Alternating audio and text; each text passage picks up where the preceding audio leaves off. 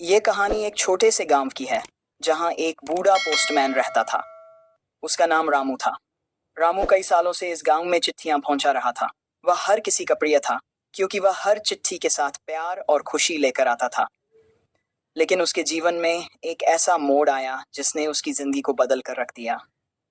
एक ठंडी सर्दी की रात रामू को एक अजीब पैकेज डिलीवर करने का आदेश मिला। पैकेज पर न तो भेजने वाले का नाम लिखा था, न ही पाने वाले का। बस एक पता था जो गांव के बाहरी इलाके में एक पुराने सुनसान हवेली का था। रामू ने सोचा कि यह सिर्फ एक साधारण पैकेज होगा, इसलिए वह उसे देने निकल पड़ा। जब वह हवेली के पास पहुंचा तो उसे एक अजीब सन्नाटा महसूस हुआ। हवेली पर घना अंधेरा छाया हुआ था और चारों ओर घने पेड़ों की शाखाएं हवा में डरावनी आवाजें कर रही थीं। रामू ने दरवाजे पर दस्तक दी, लेकिन कोई जवाब नहीं आया। उसने फिर से दस्तक दी और इस बार दरवाजा खुद ब खुद खुल गया।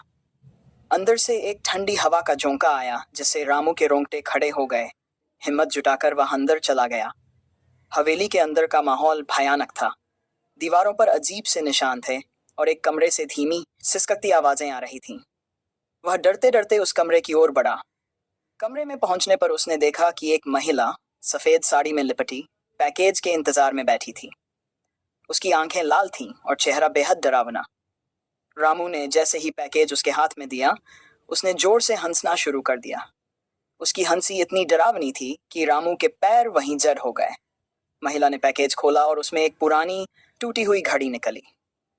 उसने घड़ी को देखते हुए कहा, अब समय पूरा हो गया है।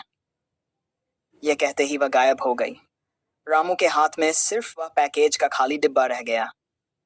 उस रात के बाद से रामू ने कभी भी उस गांव में चिट्ठियां डिलीवर नहीं की। लोगों का कहना है कि वह अब भी हवेली के आसपास भटकता देखा जाता है और जो भी वहां से गुजरता है उसे अजीब सी सिसकियों की आवाजें सुनाई देती हैं।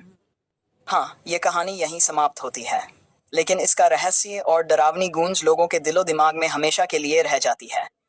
कहानी का असली मतलब यह है कि कभी कभी कुछ रहस्य अनसुलझे रहना ही बेहतर होता है। कौन थी वह महिला? वह घड़ी क्यों इतनी महत्वपूर्ण थी? और रामू के साथ आखिर क्या हुआ? ये सवाल हमें सोचने पर मजबूर करते हैं। अगर आप चाहे तो मैं इस कहानी को और आगे बढ़ाकर नए ट्विस्ट जोड़ सकता हूँ। बताइए, आपकी क्या राय है?